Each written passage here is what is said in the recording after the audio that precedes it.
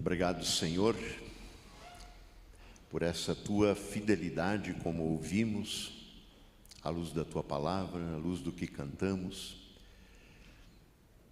E isto estabelece em nosso coração uma certeza que não titubeia, não balança, porque ela está colocada sobre um Deus fiel, que não muda, que não vai com a onda, que hoje é uma coisa, amanhã é outra. Mas assim, Senhor, também queremos submeter nossa vida agora a essa fidelidade do Senhor, também expressa na Tua palavra, igualmente palavra viva, eterna, fundamento da nossa vida. Vem, ministra aos nossos corações através desta palavra, usa o Teu servo Leonir, e pelo poder do Teu Espírito Santo, traga essa Tua palavra aos nossos corações, de maneira que sejamos por ela instruídos, desafiados, animados, fortalecidos na fé, na esperança e no amor. Por tudo que o Senhor tem preparado, nós te agradecemos desde já e bendizemos em nome de Jesus. Amém. Bom dia a todos. Desejo que a graça do Senhor Jesus, o amor de Deus, nosso Pai, comunhão do Espírito Santo permaneça conosco nesse tempo agora também de refletirmos na palavra do Senhor.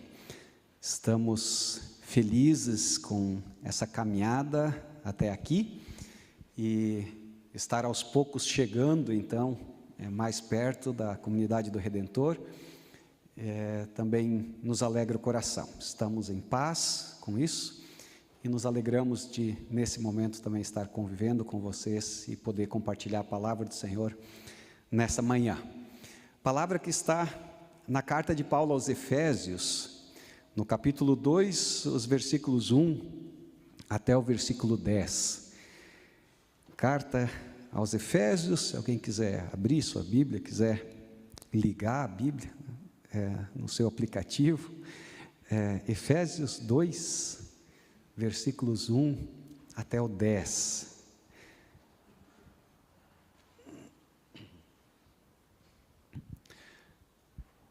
Assim escreve então o apóstolo Paulo: vocês estavam mortos nas suas transgressões e nos seus pecados, nos quais costumavam viver, quando seguiam os padrões desse mundo e o príncipe do poder do ar, o espírito que agora atua nos filhos da desobediência. Antes todos nós também vivíamos como eles, satisfazendo os desejos da nossa natureza pecaminosa, realizando as vontades e os pensamentos dela. Como os outros, éramos por natureza merecedores da ira. Todavia, Deus, por ser rico em misericórdia, por causa do grande amor com que nos amou, deu-nos a vida com Cristo, quando ainda estávamos mortos nas transgressões. Pela graça vocês são salvos. Deus nos ressuscitou com Cristo e com Ele nos assentou nas regiões celestiais em Cristo Jesus, para mostrar nas eras por vir a incomparável riqueza da sua graça, demonstrada na sua bondade para conosco em Cristo Jesus. Pois pela graça vocês são salvos por meio da fé, e isso não vem de vocês, é dom de Deus, não por obras para que ninguém se glorie, porque fomos feitos por Deus, criados em Cristo Jesus para boas obras, as quais Deus preparou previamente para que andássemos nelas. Queridos, quando eu era criança, lá no interior de Santa Catarina, havia alguns mitos sobre a alimentação, de algumas coisas que a gente não podia misturar em hipótese alguma, pois ou traria um mal-estar muito grande, ou podia impor risco de morte. Manga com leite era clássica, né? Claro que eu fui conhecer manga, não sei com quantos anos, né? Porque lá na roça não acessávamos essa iguaria. Mas outra muito famosa e que constantemente nos aterrorizava era melancia e uva, né? Eu imagino que nas mais diversas regiões essas crenças, né? A gente nem testa às vezes, né? A gente nem arrisca às vezes, né? De tanto medo que a gente tem, né? De que algo que a gente coma faça mal. Mas também há as misturas do bem, né? Quem nunca, depois de uma desidratação, açúcar, sal, água, né? Começou a repor, né? Sais minerais, se hidratar com o soro fisiológico. Nas últimas décadas a ciência descobre que pode tratar doenças com coquetéis de medicamentos. Alguns para estabelecer bem-estar, sobrevida, outros para estabelecer cura, restauração. Na palavra que nós lemos, me parece que Paulo está propondo uma mistura, um coquetel poderoso para nos trazer saúde espiritual, para nos trazer uma espiritualidade saudável e que traga vida.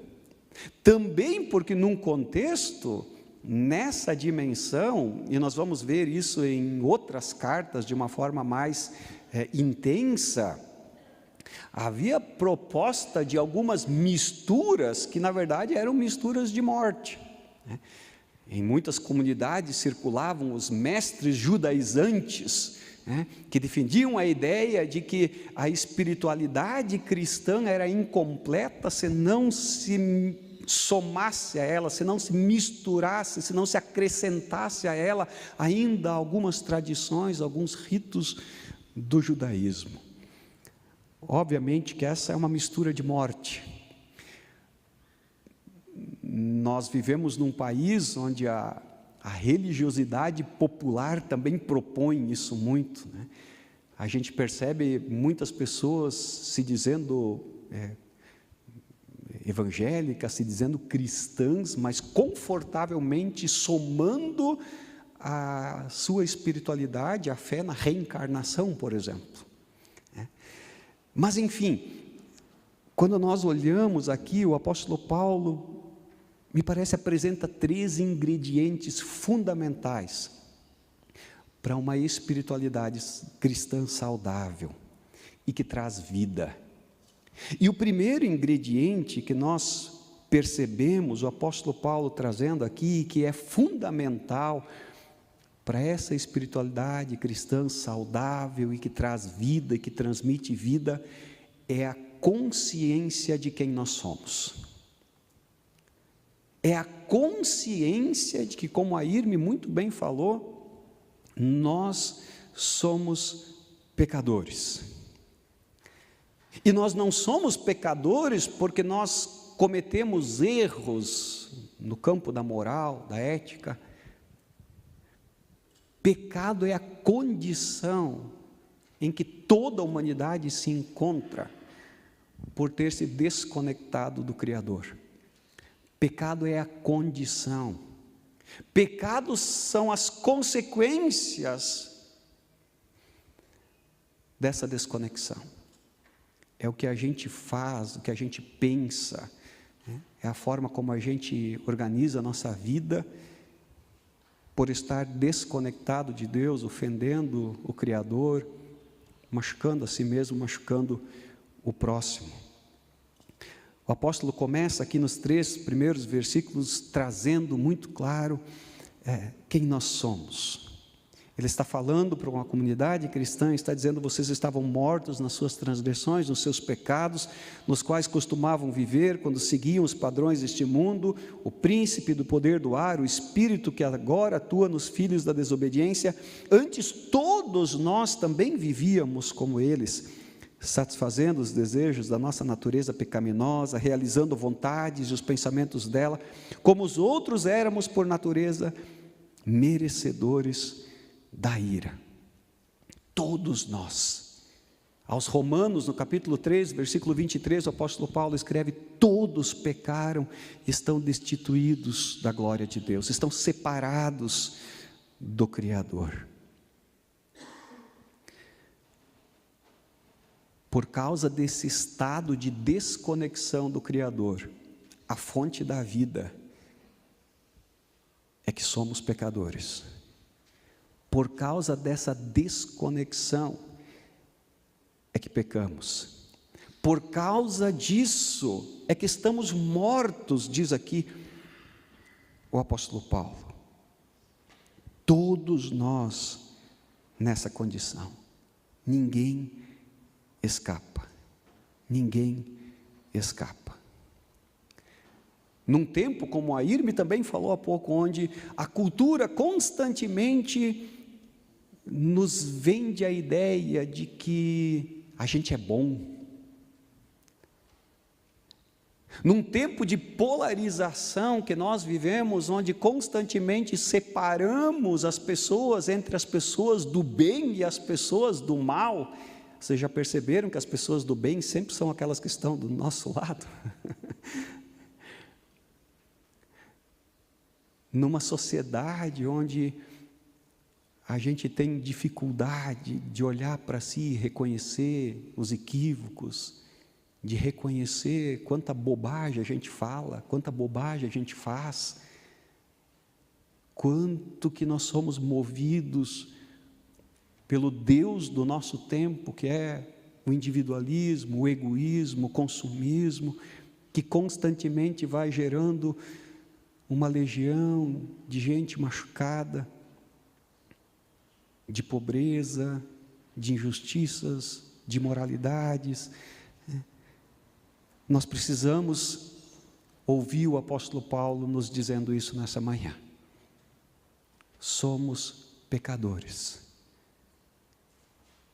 Estamos destituídos da glória de Deus.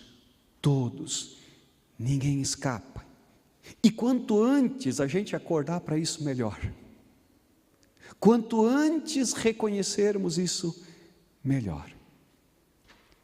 Então, à luz dessa palavra, eu entendo que o primeiro ingrediente desse coquetel que dá vida e produz uma espiritualidade saudável é a consciência de que somos pecadores e que o pecado nos coloca sob a ira de Deus, sob o signo da morte, morte física, morte espiritual e morte eterna.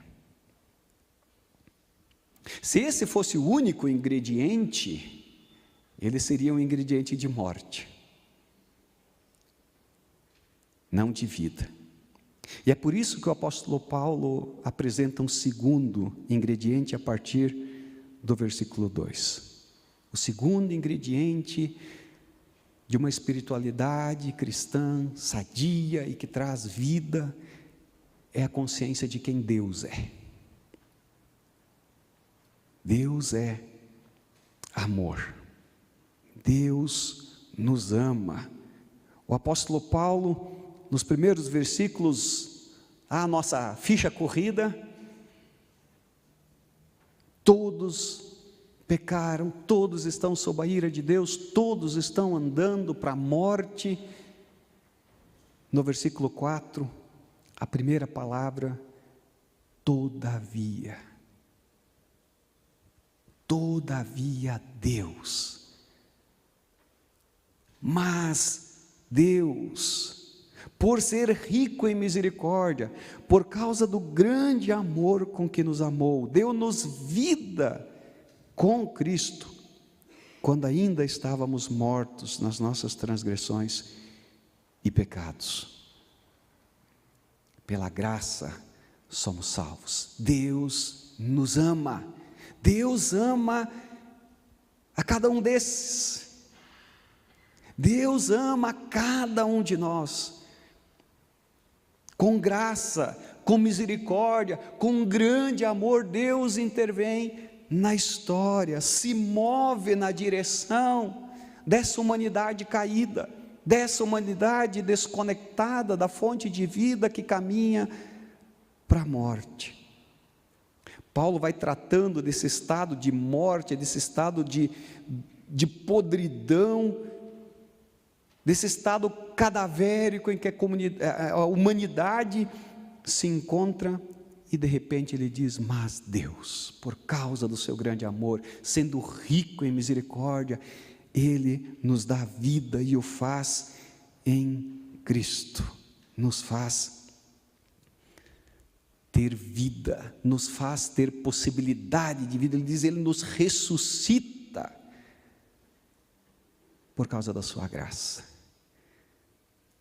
O próprio Deus, na pessoa de Jesus Cristo, entra na história, assume a nossa condição, se faz gente, se esvazia de toda a glória, como diz aquele hino de Filipenses 2, Ele é obediente até as últimas consequências.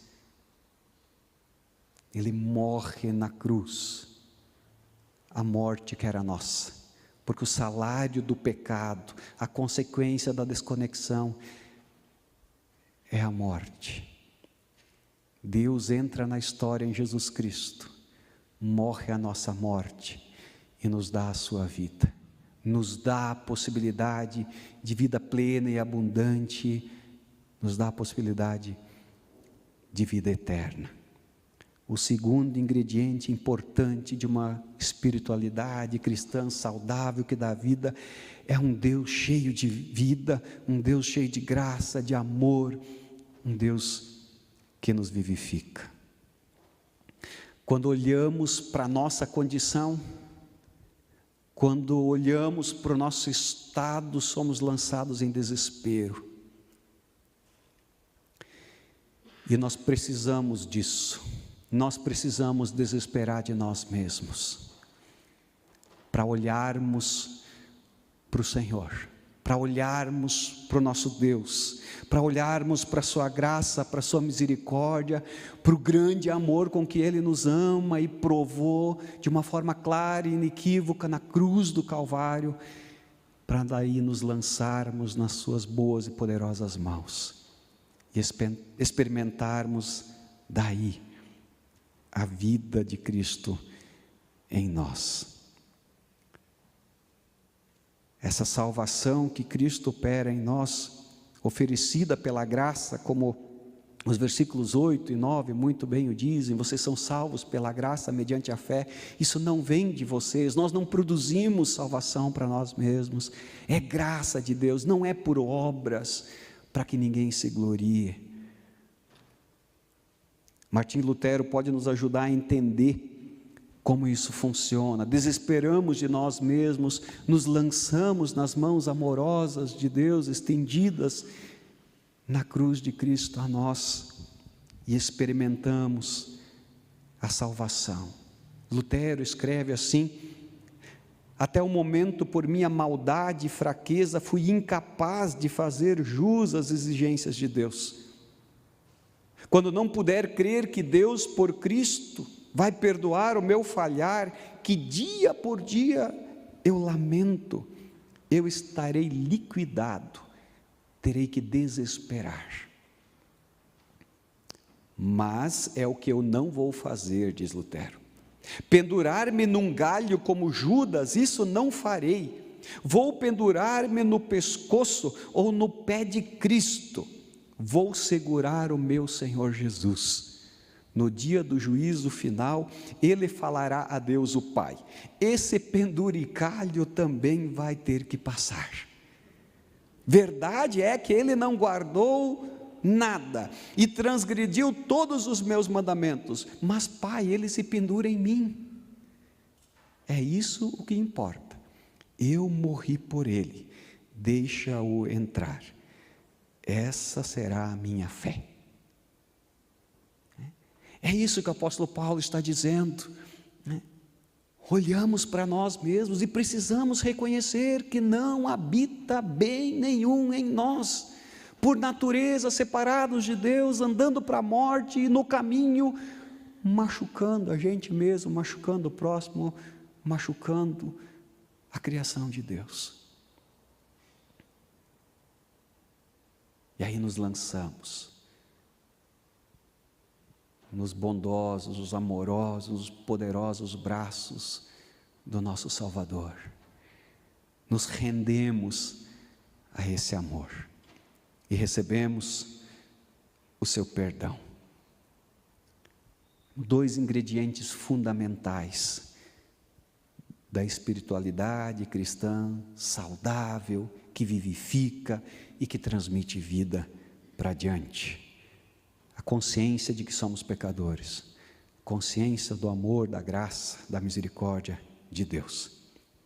Porém, nosso coquetel ainda não está pronto. Essa mistura que traz vida tem um terceiro ingrediente importante, que nos é apresentado no versículo 10. É a consciência de que Deus nos confiou uma missão. É a consciência de que, salvos pela graça, mediante a fé, resgatados pela obra de Cristo na cruz, livres da condenação do pecado, livres da morte eterna, comprados pelo precioso sangue do Senhor Jesus, não pertencemos mais a nós mesmos.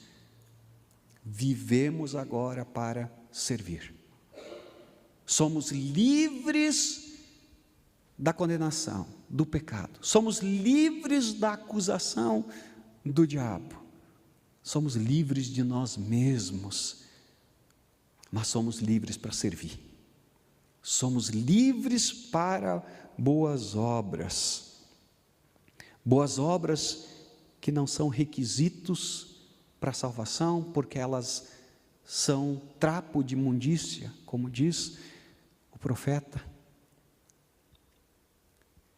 mas são consequência desse amor de Deus que agora está em nós e que flui de nós na vida daqueles que estão ao nosso redor. Respondemos a essa obra maravilhosa de Cristo na cruz, que nos salva, que nos liberta, que nos dá a vida verdadeira com serviço.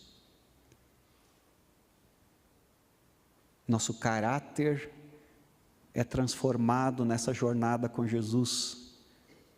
Nossas prioridades mudam, nossos valores são redimensionados, somos colocados a serviço. Somos chamados para boas obras.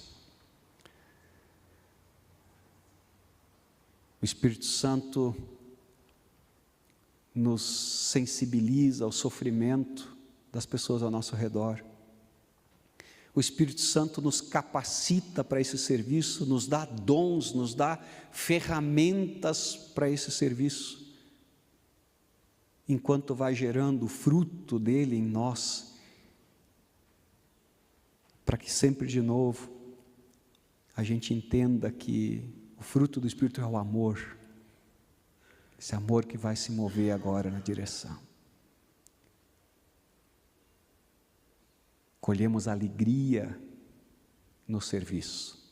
Na verdade, apenas vamos ser cristãos realizados quando descobrirmos o caminho do amor, quando descobrirmos o caminho do serviço.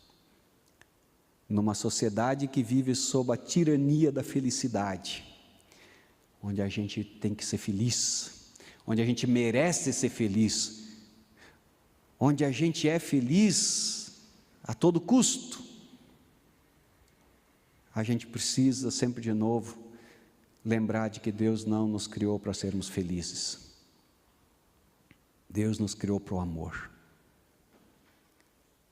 E o amor nos leva à maturidade. E gente madura é feliz. Aí você pode voltar a respirar, tá? Sim, Deus quer que a gente seja feliz, claro. Mas o caminho passa necessariamente pelo serviço, pelo amor, pelas boas obras.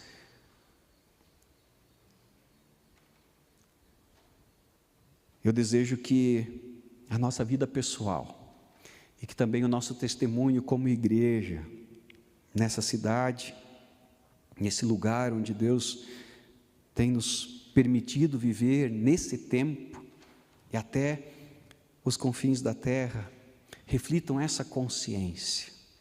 Primeiro, somos pecadores, caímos, estamos sob a ira de Deus, estamos fadados à morte,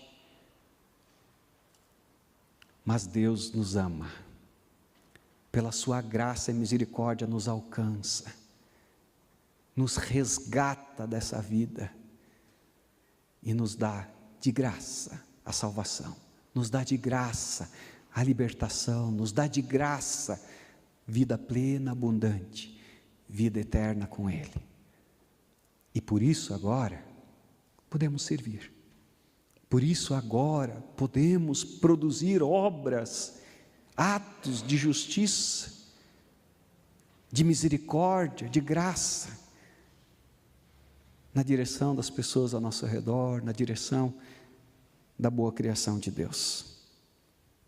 Que assim Ele nos sustente nessa jornada, que assim a gente viva diante dEle, diante das pessoas nesse tempo.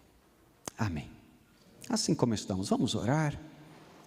Pai querido, obrigado pela Tua boa palavra, obrigado pela Tua maravilhosa graça, pelo Teu infinito amor, que nos resgata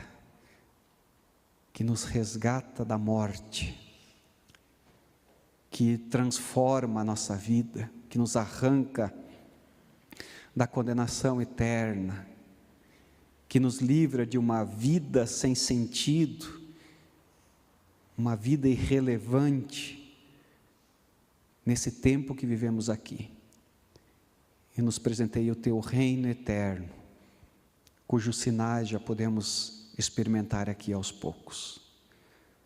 Obrigado, Pai, que podemos a partir disso Te servir. Que grande privilégio é poder fazer parte da obra que o Senhor mesmo está fazendo.